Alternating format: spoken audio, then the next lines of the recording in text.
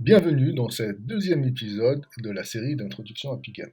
Dans le précédent épisode, on avait réalisé ce que vous voyez à l'écran, et voilà ce qu'on va réaliser dans ce deuxième épisode. Vous aurez accès dans la description à l'ensemble des fonctionnalités, et vous pouvez aller directement à celles qui vous intéressent le cas échéant. On va commencer par restructurer le code en fonctions. Finalement, dans la boucle principale de notre jeu, on fait trois choses. On gère des événements, on gère l'affichage, et on gère la logique du jeu, c'est-à-dire tout ce qui n'est pas dans les deux précédentes. Donc on va mettre ces trois fonctions-là. Première des fonctions, la gestion des événements. Donc on se place dans la boucle principale, on fait un appel de fonction vers Manage Events qu'on va définir juste après l'initialisation. Donc pour la définir, eh bien, on va juste copier le code que nous avons et le coller dans la définition de la fonction Manage Events.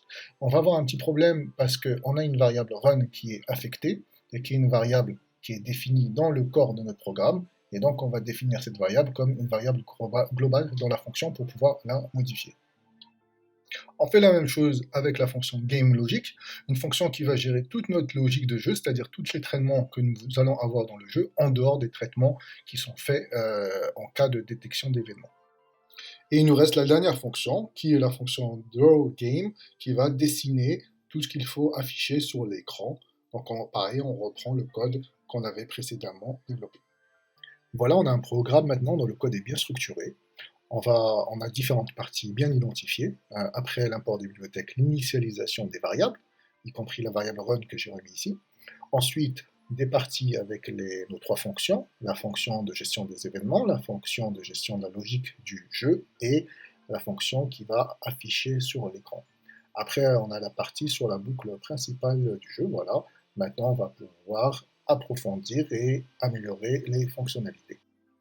Bien, on va maintenant essayer d'améliorer l'affichage du joueur et de l'ennemi. Donc, on avait des rectangles, on va les renommer simplement, on va mettre player rectangle, que ce soit pour le joueur principal ou que ce soit pour l'ennemi. On va maintenant créer le nouveau joueur qui va être composé d'une image. Alors, comment on fait? On va aller sur notre documentation, on va aller dans le module image et on va fouiller un petit peu. Donc, on voit que dans le module image, il y a une fonction qui s'appelle load et qui permet de charger une image. Donc j'y vais sur le code, player égale à pygame_chouette.load. J'utilise la bibliothèque OS parce que quand on met slash dans les dossiers, des fois ça se passe pas bien, et je vais mettre mes images dans un dossier images. Il faut maintenant chercher des images, il faut mieux les télécharger dans un format qui assure la transparence du fond, comme PNG, et également pour vous aider, vous pouvez sélectionner le thème de recherche Sprite Sheet. Un sprite, ce sont des personnages, pas uniquement des personnages, ça peut être également des éléments graphiques sur le fond d'écran, sur les obstacles, etc. Et vous allez trouver pas mal de ressources. Il y a des ressources qui sont payantes, des designers qui fabriquent ces ressources doivent être rémunérés, mais il y a également quelques ressources gratuites. Vous allez trouver également des fois des sprite sheets où il y a plusieurs éléments dans une seule image. Il va falloir les découper. Donc, vous pouvez les découper avec le logiciel que je vais vous montrer là. Vous pouvez utiliser ce site-là, donc qui va vous demander de sélectionner votre image et ensuite vous allez sélectionner une méthode pour les découper, par exemple en mettant le nombre de lignes et le nombre de colonnes. Vous allez obtenir en retour vos images séparées, chacune en image PNG. C'est ce principe de défilement d'image qui va nous permettre de créer une animation de nos personnages. J'ai choisi ce petit robot comme personnage principal, ça me permettra de créer des animations lorsqu'il meurt, lorsqu'il fait rien, lorsqu'il saute, lorsqu'il tire et lorsqu'il court. Je repars dans mon code et je crée mon joueur. À partir de l'image robot, j'obtiens un objet de type surface. Donc c'est un objet important et on va maintenant passer à la fonction qui gère l'affichage. Donc pour le rectangle, je vais rajouter un argument pour dessiner juste le contour du rectangle avec une épaisseur de 2, et maintenant il va falloir dessiner l'image. Donc pour cela, je repars dans ma documentation, je vais dans l'objet surface et il y a une méthode qui s'appelle bit. Bit, qu'est-ce qu'elle va permettre de faire? Elle va permettre de dessiner une surface sur une autre surface. Donc on a la surface principale qui est la fenêtre, et on veut dessiner sur cette fenêtre principale le joueur. Le premier argument de la méthode, ça va être notre fenêtre principale, notre window. Et le deuxième argument, c'est l'endroit où on veut mettre notre joueur dans cette fenêtre principale. Donc on peut l'exprimer de deux manières, soit par les coordonnées x, y toujours par rapport au point en haut à gauche, ou bien avec un rectangle, et donc c'est ce qu'on va utiliser ici, on va utiliser notre rectangle pour placer l'image. Très bien, donc je prends la définition de mon joueur, je commence par la mettre en premier, ensuite je repars sur la définition du rectangle, et je vais essayer d'adapter sa taille pour qu'il soit autour de l'image. Donc je prends un tuple je trappe la taille par player.getSize qui me renvoie un tuple avec la largeur et la hauteur de l'image. J'enchaîne après le load avec une méthode qui s'appelle convertAlpha qui me permettra d'améliorer la performance du builder. Voilà, on repart dans notre fonction d'affichage et on va faire un window.blit de qui? De notre player, ou ça, dans le player rectangle. Bon, l'image est un peu trop grande, d'ailleurs il faut être vigilant de bien choisir des images qui ne sont pas trop lourdes, sinon ça alourdit le jeu. Donc ce qu'on va faire, c'est qu'on va essayer de modifier la taille de l'image. Donc on a plusieurs méthodes pour modifier. La méthode scale qui va en fait donner une taille cible, mais nous on va plutôt utiliser la méthode rotozoom qui combine une rotation éventuelle et surtout une transformation d'échelle. Donc on applique un rotozoom à notre player, on prend un angle de 0 degré et une échelle de 0,1, c'est-à-dire qu'on va diviser la taille par 10 et on regarde ce que ça donne. Voilà, bon c'est un peu trop petit, donc je vais mettre plutôt 0,2 et voilà, c'est pas mal. On voit tout de même qu'on a un petit problème sur les collisions parce que le rectangle déborde par rapport au joueur et donc il va falloir réduire la taille du rectangle pour qu'elle colle parfaitement au joueur. Donc on y va sur le code, on va ajuster manuellement la largeur et la hauteur du rectangle pour essayer de la faire coller au mieux à celle de l'image du joueur. Il va falloir agir sur un deuxième paramètre. Lorsqu'on fait le blit du joueur dans la position du rectangle, il faut essayer de le pousser vers le coin en haut à gauche du rectangle. Voilà, après plusieurs modifications sur deux endroits de programme, on arrive à quelque chose d'assez correct. Il nous reste maintenant à répéter les mêmes opérations pour l'ennemi.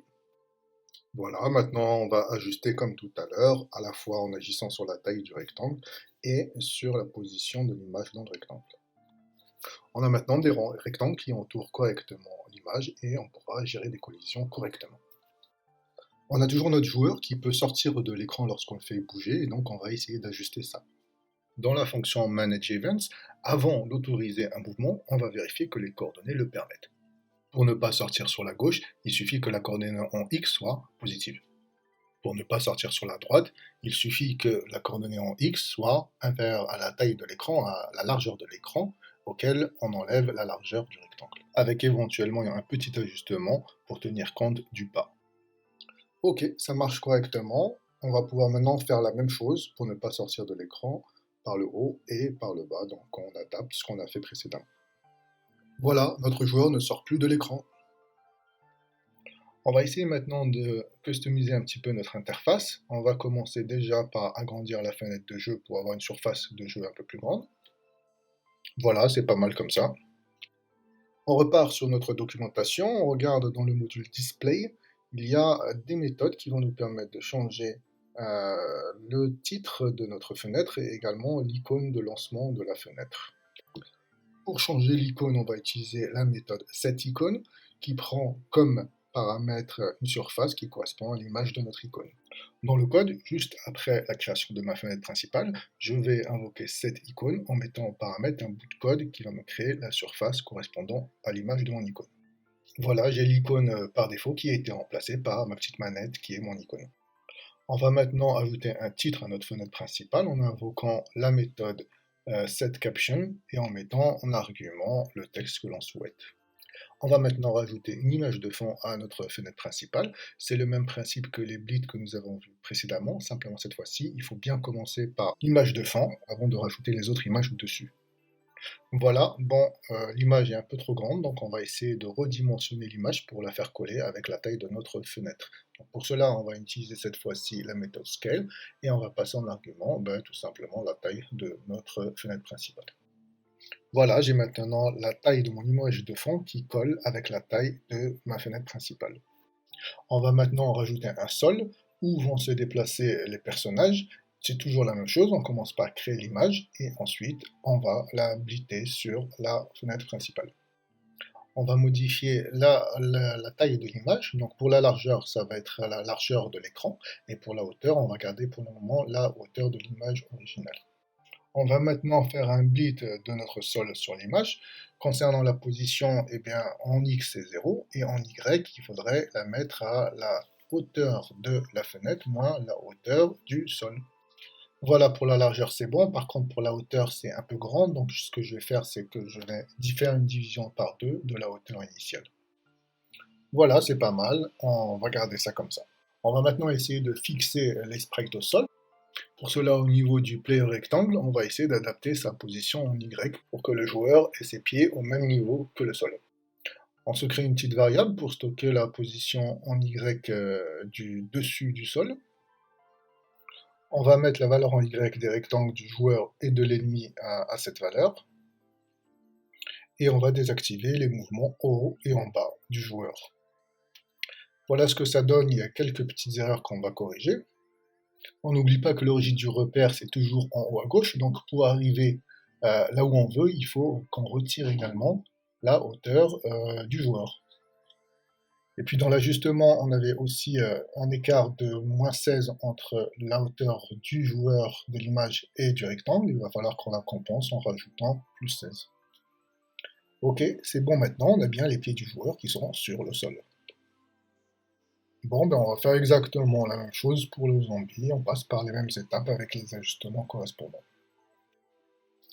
Ça ne marche pas très bien, parce qu'il ne faut pas oublier que le zombie avait un déplacement aléatoire en X en Y, et donc il faut qu'on corrige le déplacement aléatoire en Y en ne l'autorisant plus. Ok, super, ben ça marche, c'est pas mal. Maintenant, ça me dérange un petit peu que lorsque je tourne sur la gauche, lorsque j'avance sur la gauche, mon joueur ne change pas de direction, et donc on va essayer de fixer ça. On repart sur notre documentation, on va aller dans le module Transform, et il y a une méthode qui s'appelle Flip, et qui permet de retourner verticalement et horizontalement une image.